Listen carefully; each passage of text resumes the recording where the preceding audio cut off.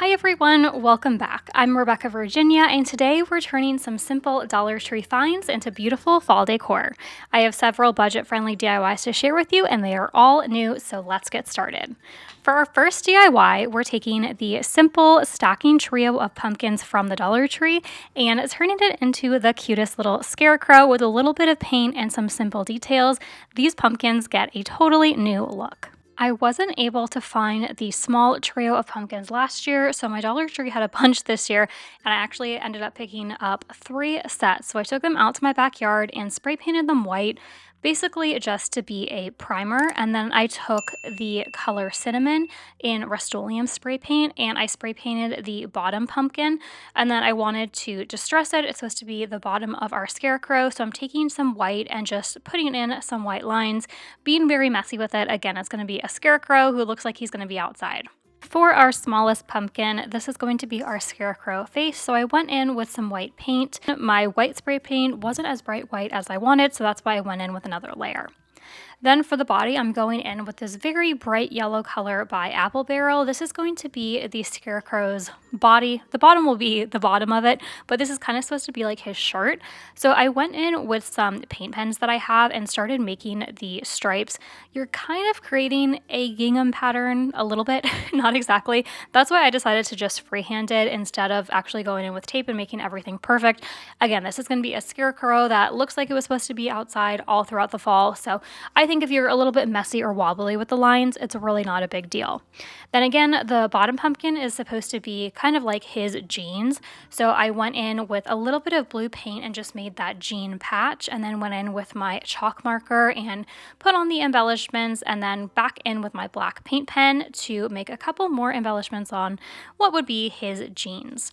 Once my top part of the pumpkin, the yellow one, had dried a little bit more, I had the navy lines going vertically, the red lines going horizontally, and then I went in with another just small paintbrush and took some brown paint and thickened up those lines right next to the navy. Now it's time for the cutest part, the scarecrow's face. I just used my paint pen markers. You can go in with a tiny detail brush or a very small paintbrush and also create the face.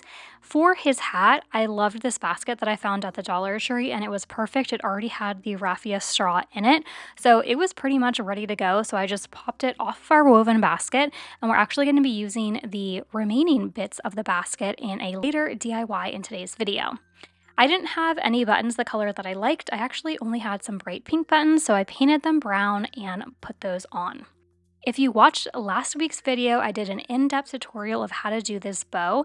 It's really for if you have one side of the ribbon that I call the pretty side and one side that doesn't match is kind of the ugly side.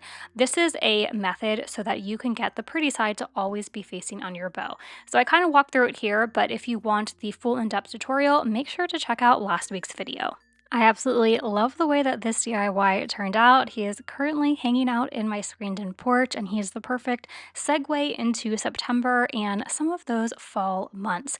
I was really glad that I was able to pick up this trio of pumpkins because I had so many ideas saved from last year, but again, I just wasn't able to find them in my Dollar Trees last year. So one other trio of pumpkins I'm going to be doing in my Halloween video, but for this one, it was super easy. I just went in and spray painted it. Again, that cinnamon by Rust-Oleum, a white paint on the center pumpkin, and this greenish pale paint from Waverly up on the top. This one's super easy, doesn't require quite as much attention to detail and painting as the scarecrow one did. All I'm doing is grabbing some fall florals from the Dollar Tree and filling in basically where each of the pumpkins meet. I went in with some sunflowers. I had some that were in the burlap, one large one that was white, and then I went in with a couple of little mums up at the top. And to finish everything off, I had an orange velvet bow. So I tied that again using the exact same method that I did in last week's video. So make sure to check it out because this ribbon had a pretty side, which was the orange velvet, and then a plain side. Let me know down below in the comments which one was your favorite out of the two pumpkin trios, if you liked the cute scarecrow one better, or if you like this floral design. Next up, we are using that woven basket that we used in the scarecrow DIY and repurposing it for this one. Every year, I see the wood pumpkins or different wood pieces from the Dollar Tree, but I never know quite what to do with them. But I had an idea for this one. So I removed the leaf from it. And at first, I thought you'd be able to just peel off this blue harvest, but it was actually a little bit more difficult. When I was at Walmart for $7.99, I got this big pack of different scrapbooking paper. There were 50 different pieces and had all sorts of holidays and seasons in it. So I thought that was a pretty good deal.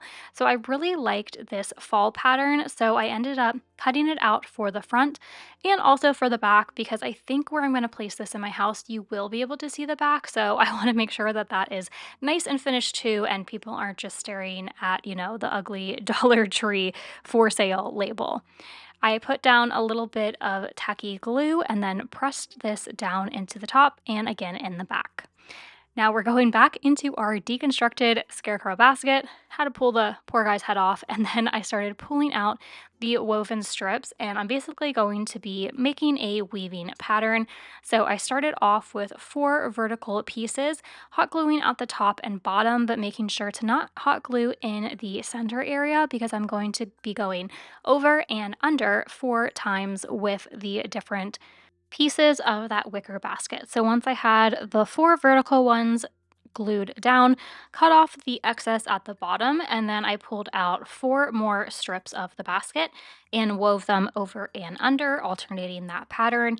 Pretty much figured out where I wanted them to all align and then added a little bit of hot glue onto the end of those before trimming off any excess. Of course, the pumpkin needed some leaves, so I pulled these off of some picks from the Dollar Tree.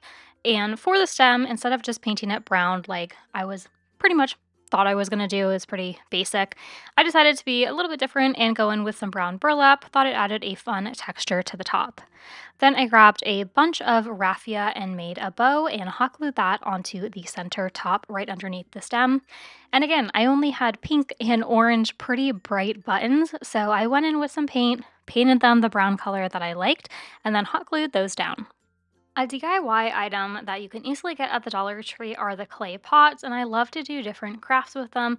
I've done a bunch of Halloween ones, so if you check out any of my Halloween videos, you will see them. Now, I did by mistake forget to film a chunk of this video, but it's such a straightforward craft. There's really not a lot that I need to tell you. You're going to grab the clay pots from the Dollar Tree. I had a larger one and a smaller one, and I used the color Cinnamon by Rust-Oleum. Then I hot glued on some cinnamon sticks to the top and some Spanish moss to make it look like, they were dirty pumpkins that just got picked, and put that all around the cinnamon stick stem. Then I added a couple of leaves that I picked up from some floral picks and added a couple little embellishments. I really liked this star button, and also out of a piece of brown wire, I made a curly cue so it looked like we had that curling out of our pumpkin. You can embellish these any way that you want, really make it your own. That's the fun part of DIYs like this. Next up, we're taking something you probably wouldn't expect and turning it into some really cute fall decor. We're transforming an old book into a beautiful pumpkin using its pages. It's a super simple DIY. I did something slightly similar last week and made an apple out of a book, so make sure to check out that DIY if you haven't already. You're going to take your book, and I didn't want my pumpkin to be as tall as the book, so I am ripping the pages off just so that it can be a little bit smaller, but if you want a tall pumpkin, you can leave it as is. The next part is super easy and really the bulk of this craft. It just can take a little bit of time, but you are going to grab the pages and just fold them in onto themselves. You can tuck in a little bit of hot glue in between every so many pages. Just make sure that everything stays nice and sturdy, but it's super easy. You just keep folding and folding the pages in onto themselves until they create a circle. I think it kind of looks like a flower, and I've seen people do book flowers in a similar way. But to turn it into a pumpkin, I grabbed some Waverly chalk paint in the color pumpkin, very easy there, and just dry brushed it a little bit onto the pages. I want this to look very rustic and whimsical, so I did this pretty messily, and then I just added a little bit of hot glue to make sure the ends were stuck. I used one of the velvet foam pumpkins from the Dollar Tree last year in a Halloween DIY, so I still had the stem and thought it worked perfectly on top of our book pumpkin. So I hot glued that onto the top, and then I added some jute to wrap around the pumpkin and finished everything off with a bow. I thought this really tied the book pumpkin together and made it look very whimsical and a little bit witchy, just because the book pages kind of remind me of a spell book or an apothecary. But I really love how this one turned out. In the fall swing of things, it is another hot one out this weekend, so I am mentally in the fall mode. I am just so ready for the cooler weather and all of the fun fall colors. So starting off, I'm going to actually show you how to transform an Easter wood piece from the Dollar Tree into this adorable scarecrow. So if you have any of the wood carrots from the Dollar Tree, I think even Hobby Lobby sold these, we are going to transform it into the scarecrow. I started off by painting the base of the carrot brown and then flipping it over because we're basically going to be using the carrot upside down. I found some of this cute orange gingham fabric. That's going to be kind of like the top or the scarf of this scarecrow. I hot glued that down and then went in with my scissors to trim everything. I'm using some of this tan fleece fabric for the hat of my scarecrow. I just bunched it at the top after folding it using a clear elastic hair tie. And I'm placing this down over my scarecrow and then kind of figuring out how long I want it. I trimmed it a tiny bit because I wanted to have enough room to paint a face, and then I hot glued that down. Using a little bit of burlap, I made a patch for my scarecrow's hat, making sure to pull off those ends of the burlap so you get the nice phrase. And then I went in with some black paint. Usually I would love to use my black paint markers, but still haven't moved in to my house yet. So living out of moving boxes. So I used the paintbrush to do this. You have to be a little bit more careful. It's definitely easier if you were to use a Sharpie or a paint pen, but I still made it work. And then I used one of these little wood slices for his nose. Using the exact same type of fabric that I used for the scarf of our scarecrow, I wanted to add a little bit of color up there at the top of his hat, so I put a strip of that down there. The scarecrow, of course, has got to be full of some straw, so I pulled back the brim of his hat just for a second so I could lay down some of this straw. And then once I had all the straw laid down exactly how I wanted it before I started giving my scarecrow a full haircut there, I just flipped it back down, and I did add a little bit of hot glue because, of course, the straw was getting a little bit hard to get the fabric to move back down, so a little bit of hot glue just did the trick. Of course, there is hair coming out of our scarecrow's hat as well, so I trimmed down the top of his hat and then opened it up a little and stuck down some straw. I added a tiny bit of hot glue just to make sure everything didn't move around, but for the most part, because I stuck the straw down where the elastic part was, that also held it together. I needed a little bit more embellishment on my scarecrow, so I wanted to make a bow tie. I grabbed some of this ribbon, pinched it in the center, of course, added some more straw because that's kind of the theme of the scarecrow. He is just bursting out with straw, and then it tied everything together with a little jute knot. The final touch was adding some white to my scarecrow's eyes to really make him come alive.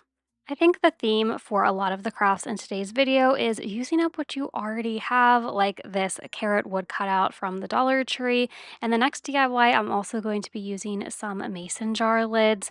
Again, because I'm kind of working with limited craft supplies until I move and get everything out of the boxes, I'm kind of doing some trash to treasures, just seeing things that I have already around the house without having to go and buy something new and seeing what I can create with it.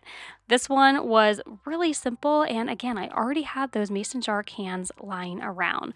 I used a piece of scrap wood and painted it with my favorite dark brown paint, which is called Burnt Umber by Apple Barrel. And then I went ahead to work painting all of those mason jar lids. Of course, this would have been easier with spray paint, but I didn't have any, so I went in with a white paint and then with an orange paint, and I did have to do about 2 coats of each of those paint colors. Next, I'm starting to line everything up on the wood scrap piece. That is going to be what's holding our mason jar lids. And again, it would have been so nice to pull out my Cricut and write maybe with a cool font some letters that say a harvest, but I just had to go with the Dollar Tree letter stickers. Again, I'm working with what I have here, and this is a great alternative if you don't have a Cricut. You can still make a really nice craft with some really nice crisp lettering. One of my favorite things to use as the stem on pumpkins when I'm doing fall DIYs are cinnamon sticks. Not only do they smell really good, but I also think they look cute. But if you don't have those already in your kitchen cupboard, you can always just go outside, forage for some sticks, and use those as well. For the moss at the top of our pumpkin, I added some of the Spanish moss from the Dollar Tree. I really like the way it looks. It just reminds me of, I don't know, like a dirtier pumpkin that you would find at the patch. I know Spanish moss doesn't grow on pumpkins, but I think the look is really nice. And again, you're just trying to get that farm vibe, what you would actually see when you go and pick a pumpkin off of the vine.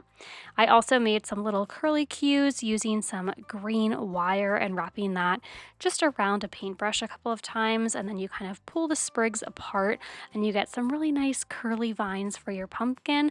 And I also pulled a couple of leaves off of a floral pick I had and added those as the final embellishment. Thanks so much for watching. Until next time, keep searching, keep creating.